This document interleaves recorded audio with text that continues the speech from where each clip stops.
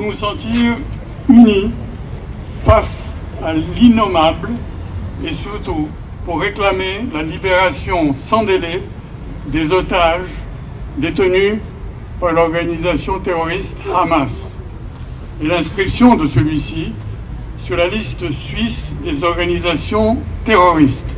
Je viens d'apprendre que c'est en train de se faire, c'est pratiquement fait. Donc c'est déjà...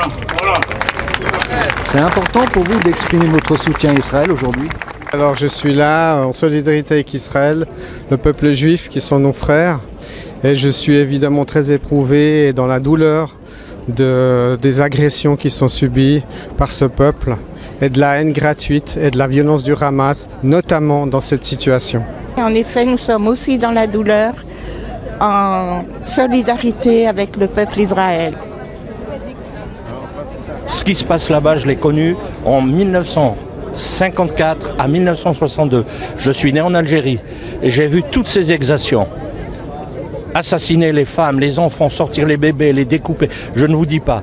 Et ça m'a traumatisé, j'en étais malade, j'avais des séquelles physiques. Et vous, jeune homme, vous vous sentez particulièrement concerné? Bah écoutez,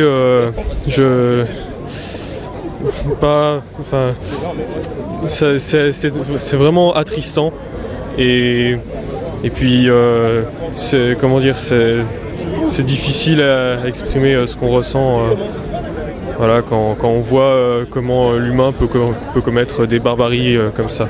Voilà. Absolument, c'est très important d'être là et être présent. Vous pensez que la Suisse en fait assez? Par exemple, on pense que pour l'instant ça devrait changer, mais le Hamas n'est pas considéré comme une organisation terroriste en Suisse. Absolument, il faudrait qu'ils reconnaissent Hamas comme une organisation terroriste, comme beaucoup d'autres pays. Vous n'avez pas été un peu surprise par l'ampleur de cette attaque barbare? On était dévastés, très surprises et totalement, on trouve ça abject. Il n'y a pas de mots. Il n'y a pas de mots.